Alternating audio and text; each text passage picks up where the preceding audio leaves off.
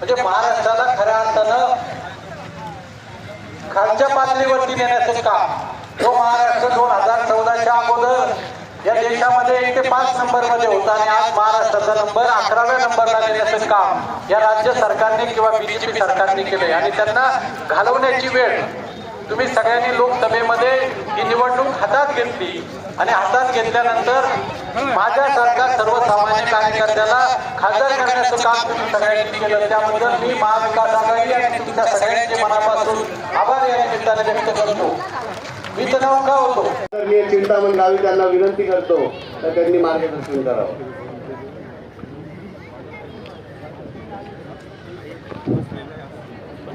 आज या ठिकाणी बसलेलो आहोत आणि आतुरतेने 20 तारखेची वाट बघत आहोत. 20 तारीख कधी येईल वेळ आतोड्यावर मी कधी बटन दाबेल.